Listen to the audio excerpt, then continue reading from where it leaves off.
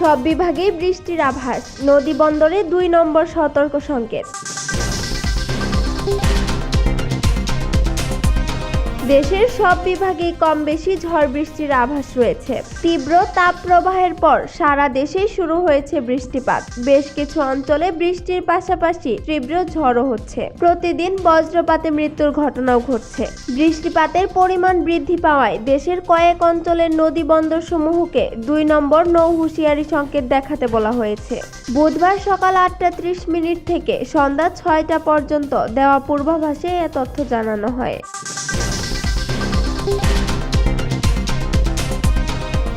এতে বলা হয়েছে, বরিশাল, পটুয়াখালী, চট্টগ্রাম ও কক্সবাজার অঞ্চলসমূহের উপর দিয়ে পশ্চিম উত্তর পশ্চিম দিক থেকে ঘন্টায় 60 থেকে 80 কিলোমিটার বেগে ধমকা অথবা ঝড়ো হাওয়া সহ অস্থায়ী বৃষ্টি অথবা বজ্র বৃষ্টি হতে পারে।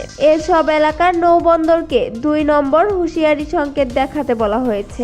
এছাড়া রংপুর, রাজশাহী, খুলনা, নোয়াখালী, কুমিল্লা, ঢাকা, ময়মনসিংহ এবং সিলেট অঞ্চলসমূহের উপর দিয়ে পশ্চিম উত্তর পশ্চিম দিক থেকে ঘন্টায় 45 থেকে 60 কিলোমিটার বেগে ধমকা অথবা ঝড়ো হাওয়া সহ অস্থায়ী বৃষ্টি অথবা বজ্র বৃষ্টি হতে পারে। এসব এলাকার নৌবন্দরকে 1 নম্বর নৌ হুঁশিয়ারি সংকেত দেখাতে বলা হয়েছে।